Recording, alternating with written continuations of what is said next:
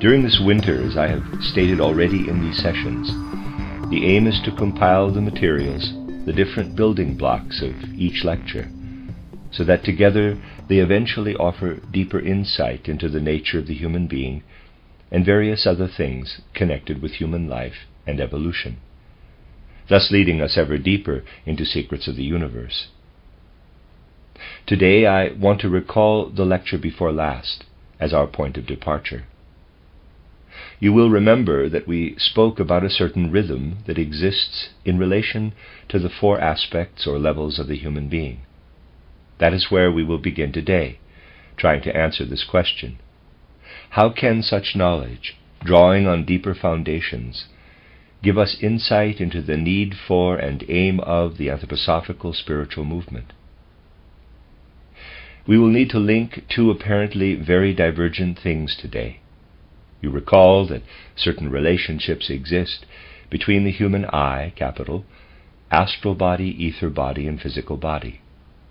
What can be said of the fourth level, the I, appears, one might say, in the most tangible form to us if we think of the two alternating states of consciousness which the I undergoes during the 24-hour period of a day.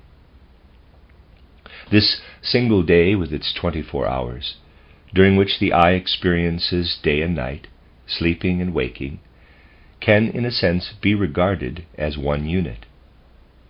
If we say that what the I experiences during a single day is subject to the number 1, then the number corresponding in similar fashion to our astral body is 7. While we can say that the I, as it is today, returns to its starting point after 24 hours, or 1 day, our astral body does the same in 7 days. Let us examine this in somewhat more detail. Think of waking up in the morning, which involves what people commonly regard, though of course wrongly, as surfacing from the darkness of unconsciousness, so that the objects of the physical sensory world reappear around you. You experience this in the morning and usually at least have the same experience again 24 hours later. That is what usually happens, and we can say that our I returns to its starting point after 1 day of 24 hours.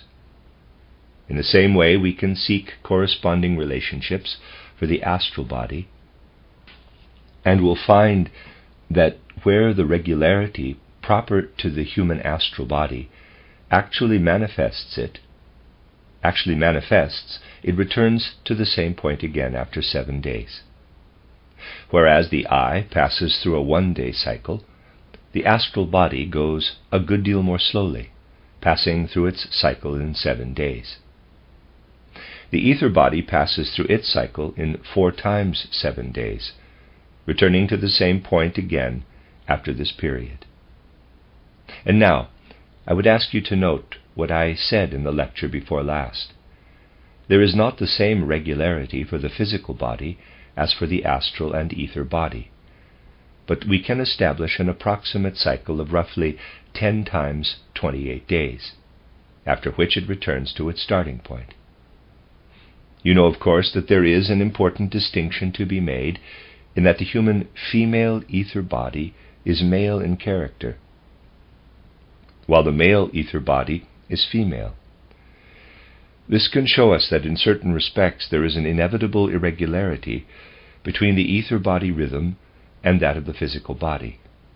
But generally speaking, the ratios between the 4 levels of human nature, what we can call their speed of rotation, are 1 to 7, to 4 times 7, to 10 times 7 times 4. Naturally, this is only a metaphor, for rotations do not occur as such, but cyclical repetitions of the same states. These are rhythmic ratios. A fortnight ago, I indicated that occurrences in our daily life can only be understood if we know that such things underlie the physical world of the senses. And in a public lecture, too, I pointed to a remarkable fact which even the most materialistic of researchers and physicians cannot deny, since it exists as a reality and cannot be classified as a, quote, phantom of superstition, close quote. This is the fact which ought really to give people pause for thought, that a crisis occurs 7 days after pneumonia begins, which the patient must be helped to survive. Fever suddenly drops, and if one does not help the patient over this crisis, he may not recover. This fact is commonly acknowledged, but the starting date of the illness is not always correctly ascertained. And if one does not know what day the disease began, it is easy to be unaware of its 7th day. This is a fact, nevertheless. And so we must ask why fever drops on the 7th day of pneumonia. Why does something specific happen on day 7? Only someone who can look behind the veils of existence, seeing into the world of spirit, underlying physical phenomena, knows of these rhythms, and at the same time understands what gives rise to phenomena such as fever. What is fever really? Why does it arise? Fever is not disease, but on the contrary, something the organism invokes to combat the actual process of disease. It is the organism's defense against disease when there is some deficiency or damage in the organism, say in the lungs. When we are healthy and all our internal functions are in harmony, these internal functions will inevitably be disturbed if an organ, any part of the human body, suffers a disorder. In this case, the whole organism will try to mobilize, drawing from itself the forces to remedy this specific disorder. A revolution occurs in the whole organism. When no enemy is present to be combated, the organism has no need to muster its forces. Fever is the expression of this mustering of forces in the organism. Someone who can look behind the veils of existence knows that the germ of different human organs was laid down and developed at very different periods of human evolution. Spiritual scientific, quote, study of the human body, close quote, as we may call it, is the most complex imaginable field, since this human organism is very diverse, and its various organs originated at very different times. The original germ was later taken up again and developed further. Everything in the human organism is an expression, an outcome of the human being's higher aspects, such that any part of the physical body expresses the laws of higher levels. The lungs, as we refer to them today, are originally intrinsically connected with the human astral body and have something to do with it. We will return to the subject of how the lungs are connected with the astral body, how the very first primal beginnings of the lungs were incorporated into the human being at the planetary stage preceding our Earth, that of Old Moon, and how higher spiritual beings, as it were, instilled the astral body in us. Today we will just note that the lungs are, among much else, an expression of the astral body. The true expression of the astral body is, of course, the nervous system, but the human being is complex, and evolutionary processes always run parallel with each other. The incipient lungs arose along with the evolution of the astral body and incorporation of today's nervous system. Because of this, the lungs engage in a certain way in the astral body's rhythms, which is subject to a periodicity governed by the number 7. Symptoms of fever are connected with certain functions of the ether body. Something has to happen in the ether body for fever to take its course. Fever, therefore, stands somehow within the same rhythm as the ether body. Every fever is involved in this rhythm. But how? We must now clarify the following.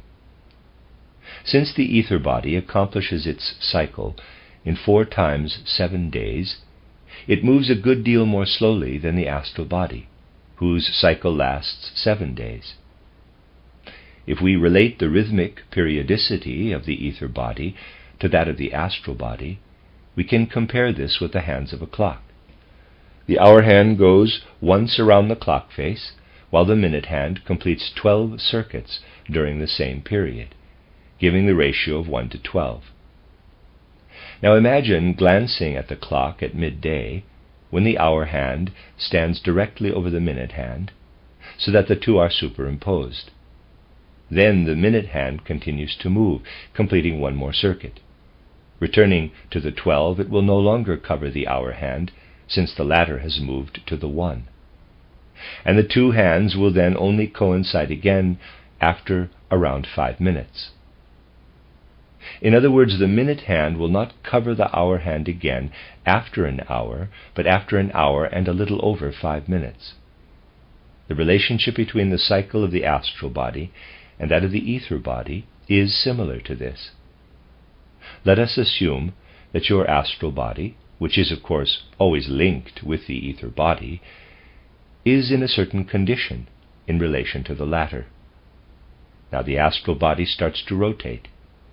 After 7 days, when it returns to its original condition, it no longer coincides with the ether body, for the latter has by then advanced through a quarter of its own cycle. At the end of 7 days, therefore, the condition of the astral body no longer coincides with the same condition of the ether body, but instead with a condition that lags behind the original one by a quarter of the cycle. Now assume that the disease in question develops. Here, a quite specific condition of the astral body is connected with a quite specific condition of the ether body. At this moment, fever arises with the participation of these two concurrent conditions as a mustering of forces to combat the enemy. After 7 days, the astral body coincides with a quite different point of the ether body. The ether body requires more than the strength to produce fever, for otherwise, once it had got the fever going, this fever would never cease. After 7 days, the point of the ether body, which now coincides with the point of the astral body that engendered fever 7 days before, has the tendency to remedy the fever, to assuage and diminish it. If after 7 days the patient has overcome the disorder, things will go well.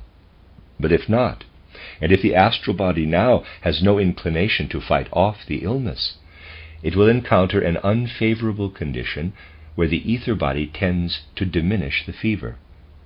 We must take careful note of these two superimposed points, these points of coincidence. And we could establish their presence in all kinds of factors relating to human life. Precisely through these rhythms, through mysterious inner mechanisms, the whole nature of the human being could become clear to us. The ether body does indeed tend to express itself in a cycle of 4 times 7. In other illnesses, in turn, you can observe the special importance of the 14th day, thus twice 7. In certain conditions, we can demonstrate that paroxysm will be particularly pronounced after 4 times 7 days. And in this case, if the severity of the disease abates, there can be sure hope of recovery. All these things are connected with rhythms, notably the ones we touched on 3 days ago, which we have now examined in more detail. Such matters, seemingly difficult but understandable, nevertheless, allow us to delve a little behind the surface of the physical world of the senses. And we must delve ever deeper. Now, let us ask about the specific origins of such rhythms. These rhythms originate in great cosmic relationships. We have repeatedly described the past evolution through Saturn, Sun, Moon, and Earth stages of what we call the 4 bodies, or aspects of the human being: physical body, ether body, astral body, and I. If we look back to the old moon embodiment, we discover that this too separated from the sun for a certain period. At that time, however, a great part of what is today's moon was connected with the earth. A sun stood separate from it, though, and when such heavenly bodies belong together, their forces, which are in turn only an expression of their living entities, always exert an influence on the regularity of the life of their indwelling entities. The time a planet takes to orbit the sun, or that a satellite takes to orbit its planet, is certainly not accidental or unconnected with living realities, but is governed by beings we have come to know in the hierarchies of spirits. We have learned indeed that the orbits of heavenly bodies are not caused by mere soulless forces. On one occasion we described the grotesque fashion in which a modern physicist demonstrates the Kant-Laplace theory by means of a floating drop of fat. A cardboard disc is inserted through the drop of fat in line with the equator, while a needle pierces it from above, and now the whole thing is rotated, whereupon small drops split off from the large one and are drawn into the same rotational movement. Thus an experimenter shows how a planetary system arises on a small scale, and from this in general the physicist concludes how our solar system must have arisen. The factor it is otherwise a good idea to forget, oneself, is a stumbling block in this instance. For you see, the good fellow will usually overlook the fact that the little planetary system could not form without him cranking the engine. Of course, such experiments can be done and are very useful, but in doing them we ought not to forget the vital factor. Countless people mistakenly absorb such suggestions, forgetting that their esteemed professor himself was the primum mobile. There is no giant professor out in the universe, it is true, but his place is taken by the hierarchies of spiritual beings, who govern the heavenly body's motions and cycles. They do indeed configure cosmic matter so that individual planets orbit one another. And if, as will be possible some day, we could study in more detail the movements of the planets, which constitute a unified system, we would rediscover in them the rhythms of our own supersensible bodies. Initially, though, we need only highlight one thing. Materialistic ways of thinking mean that people today laugh at how in former times certain human circumstances were linked with the moon's quarters. But in a wonderful fashion, the moon cosmically reflects a relationship between the astral body and the ether body. The moon passes through its cycle in 4 times 7 days. These are the conditions of the ether body, and the 4 times 7 ether body conditions are fully reflected in the moon's 4 quarters. It is far from nonsense to seek in the moon's quarters a connection with the fever symptoms we described above. After 7 days, a new quarter is present, you see, like a new quarter of the ether body, so that the astral body coincides with a different quarter of the ether body. This relationship of human astral and ether bodies was in fact originally governed by the fact that spiritual beings caused the moon to orbit the earth in a corresponding way. You can gather that these things are connected from the fact that even modern medicine draws on an old vestige of rhythmic insight. It is because the rhythm of the physical body consists of 10 times 28, so that after 10 times 28 days, the physical body returns, as it were, to the point it occupied previously, that there is a period of roughly 10 times 28 days between human conception and birth, 10 sidereal months. All these things are connected with the way great cosmic relationships are regulated. The human being is a microcosm that faithfully reflects great universal relationships and is constituted by them. Today we will consider the evolutionary period that falls in the middle of Atlantean times, a very important point in Earth's evolution. In humanity's evolution we distinguish three previous races, the first the Polaric, the second the Hyperborean, and the third the Lemurian race. We are now in the fifth race, which will be followed by two further ones, and the Atlantean period lies at the midpoint of evolution. The middle of Atlantean times is the most important point in Earth's evolution. If we were to go back before this time, we would find that the outward conditions of human life exactly reflect cosmic conditions. In those times, things would have gone very badly for human beings if they had done what they do today. Today, people no longer orientate themselves much in accordance with cosmic conditions. In our cities, of course, circumstances are such that a person will stay awake when he ought to sleep, and sleep when he ought to be awake. If anything similar to staying awake at night and sleeping during the day had occurred in Lemurian times, and if people had paid such little attention to how outer phenomena correspond with inner processes, they would have been unable to live at all. Such a thing, of course, would have been impossible, since in those times it was entirely self-evident that people's inner rhythm was governed by an external rhythm. In those days people lived in harmony with the course of the sun and moon, precisely attuning to the rhythm of their astral body and ether body. Let us take a clock once more. In a sense, a clock, too, is oriented to the great course of the heavens. Whenever the hour hand coincides with the minute hand at 12 o'clock, this is because a particular solar and sidereal constellation exists. The clock is governed by this, and runs badly if a day later it does not bring these two hands together when this same sidereal constellation occurs. From the observatory at Enkeplatz, electrical connections daily regulate the clocks in Britain. So we can say that these movements, these rhythms, correspond to the clock hands, which are even coordinated with them on a daily basis.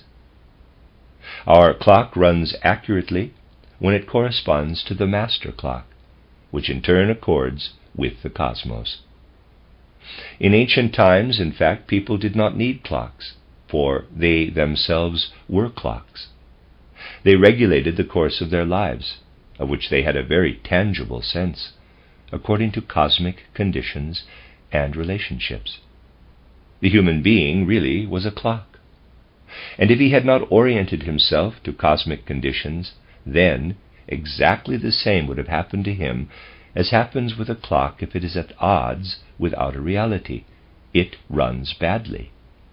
And human beings would then also have been in a bad way.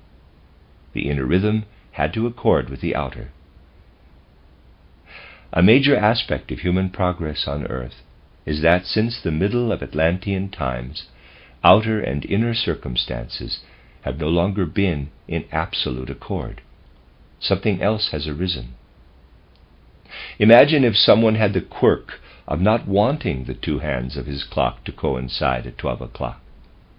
Let's assume he set his clock so that it showed 3 o'clock at that moment.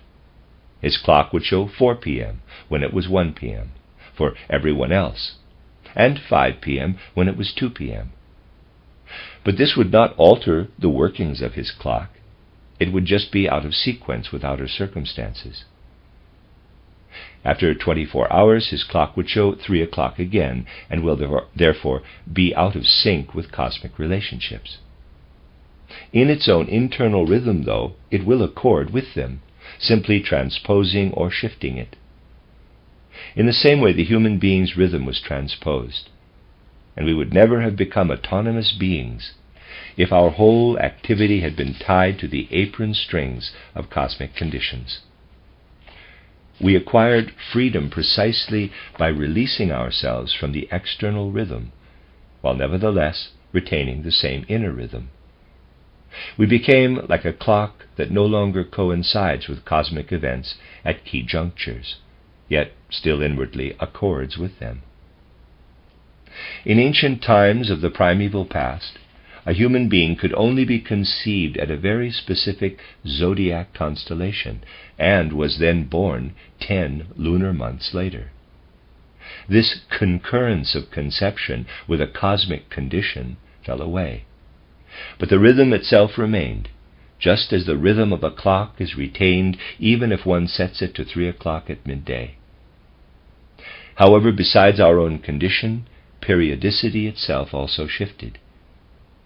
But if we ignore this cosmic shift, something very particular happened to the human being by virtue of the fact that he detached himself from cosmic circumstances, and is therefore no longer a clock in the true sense of the word. What occurred for him is what would happen to someone who sets his clock fast by 3 hours, but then forgets how much he has advanced it, and therefore no longer knows how things stand. The same happened to us during Earth evolution, once we departed from our clock-like relationship with the cosmos. In certain respects, we caused disorder in our astral body.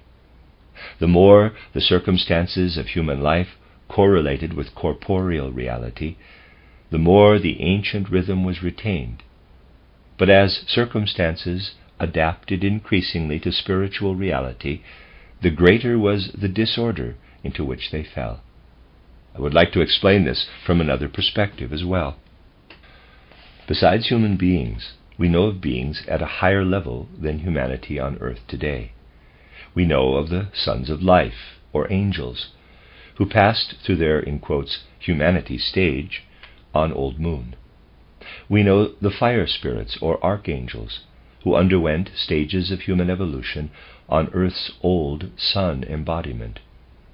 And likewise we know the primal powers, who passed through their humanity stage on old Saturn. In cosmic evolution, these beings ran ahead of human beings. If we studied them today, we would find that they are far more spiritual in nature than the human being, and therefore also live in higher worlds. But in relation to what we have spoken of today, they find themselves in a quite different position from us. They orient themselves spiritually in full accord with the rhythm of the cosmos.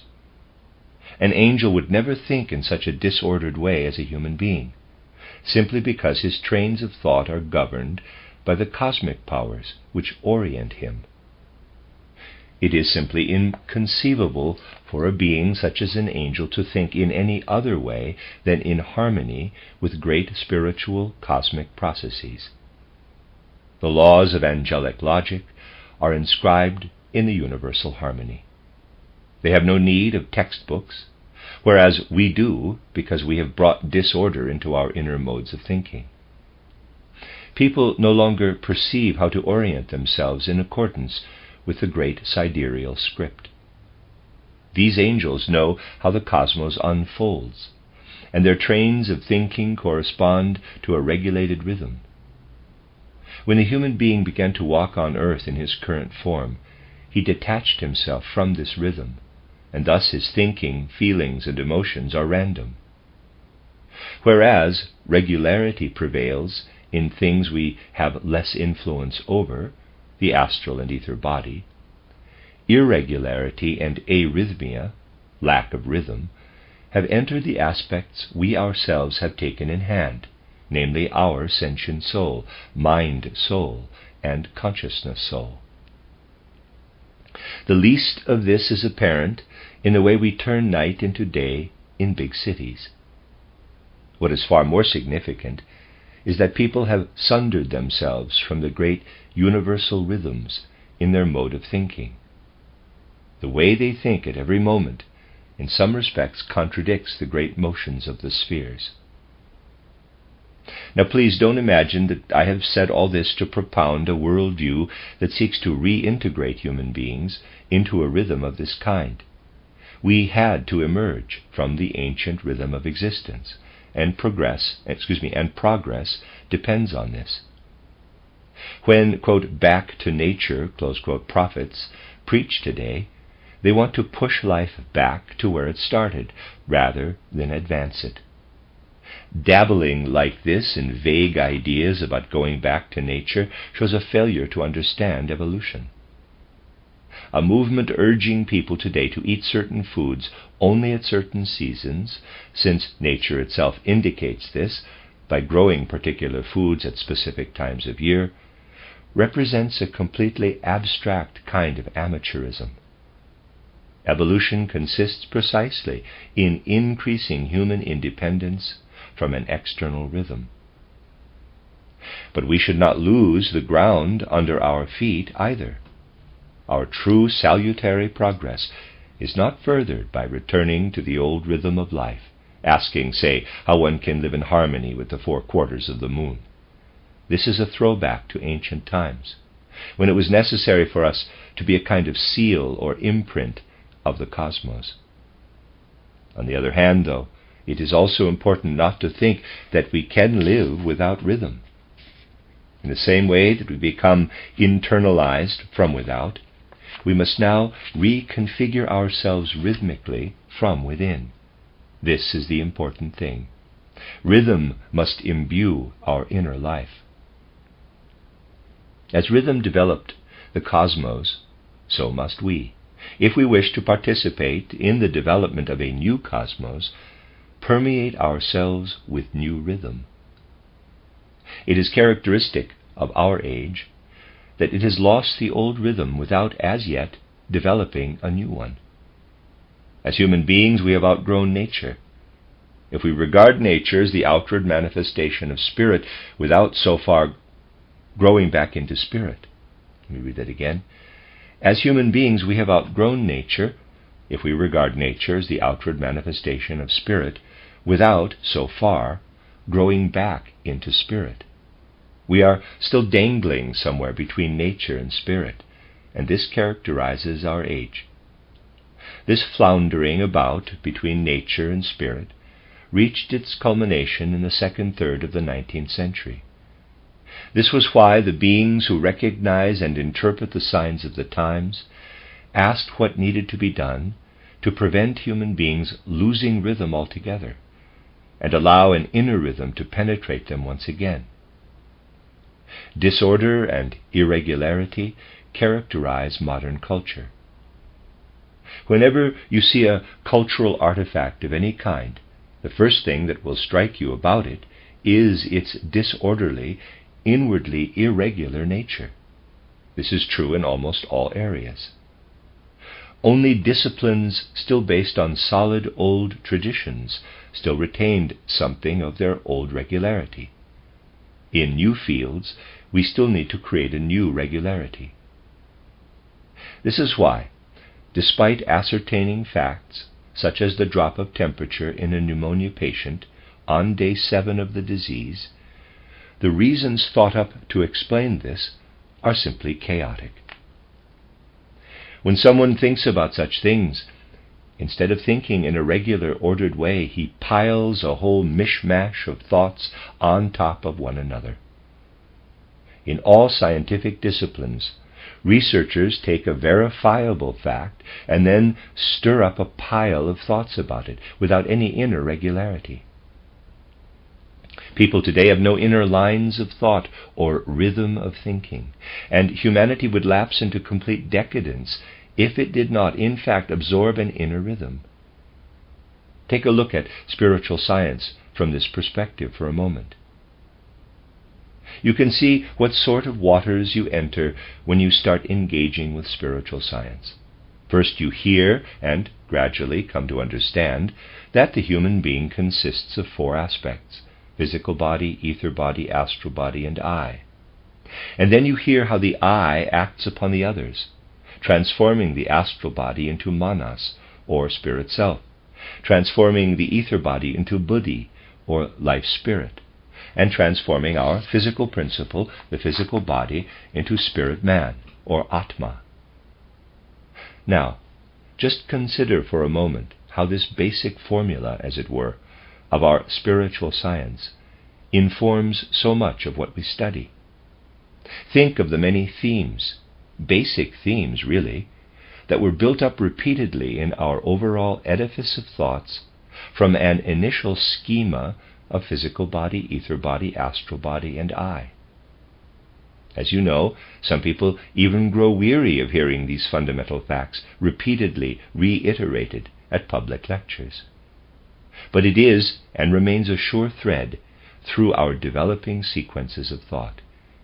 These four aspects of human nature, the way they work together, and then in turn the higher transformation of the lower three levels, of the third into the fifth, the second into the sixth, and the first into the seventh aspect of our being. If you now take all of them together, there are 7: physical body, ether body, astral body, I, spirit self, life spirit, and spirit man. And taking what underlies them, physical body, ether body, astral body, and I, there are 4. Thus, in considering these sequences, you repeat in your thoughts the great rhythm of 7-4, or 4-7. You reproduce from within you this great external rhythm, repeating the rhythm that once existed on a large scale in the universal cosmos. You give birth to it again. In doing so, you are laying down the plan, the foundation, for your thought system, in the same way that the gods once laid down the plan for the world's wisdom. In this way, a cosmos of thought evolves within the soul when we revive within us the inner rhythm of number, as I have just outlined. Human beings have emancipated themselves from external rhythm. Through a spiritual science worthy of the name, we return to rhythm, building from within outward a world edifice that bears rhythm within it.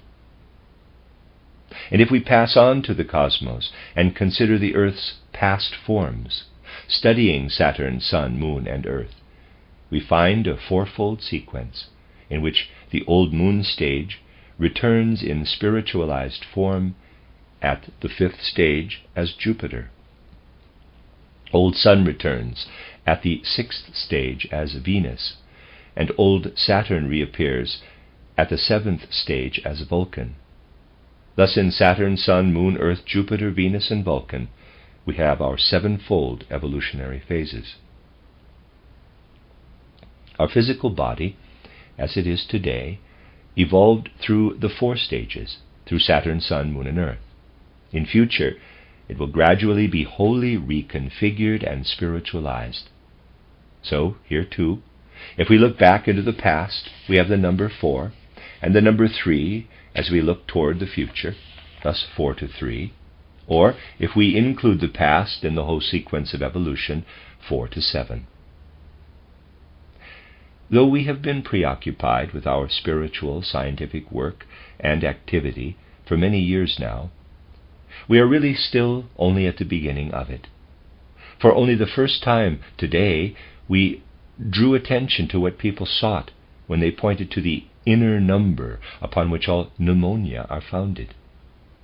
Thus we see how the human being had to emerge from the original rhythm in order to secure his freedom. But we must find within ourselves again the laws whereby we regulate the clock, our astral body.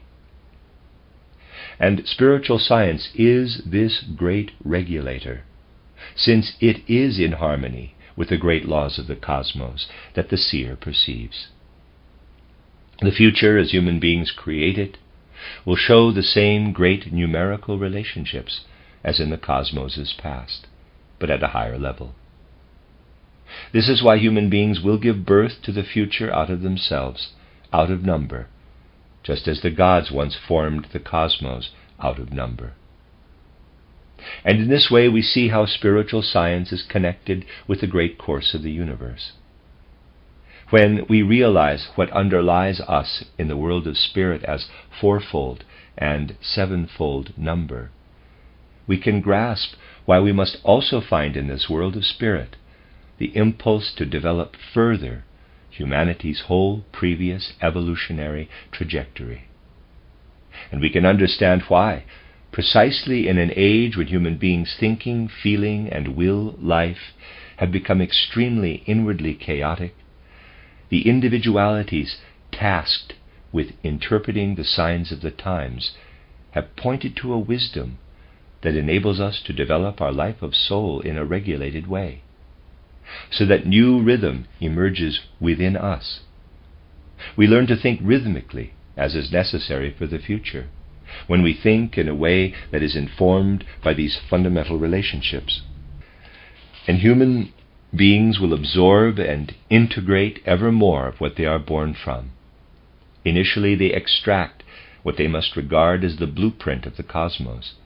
Then they advance further, feeling themselves imbued by certain fundamental powers and forces, and ultimately by originating beings.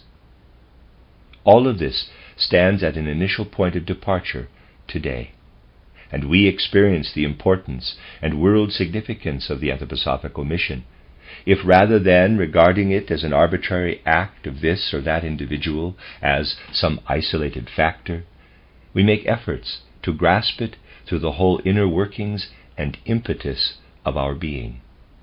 Then we can reach the point of saying that it is not simply up to us to accept or reject this anthroposophical mission, but that if we wish to understand our times, we must perceive and permeate ourselves with thoughts of the divine world of spirit upon which anthroposophy is founded.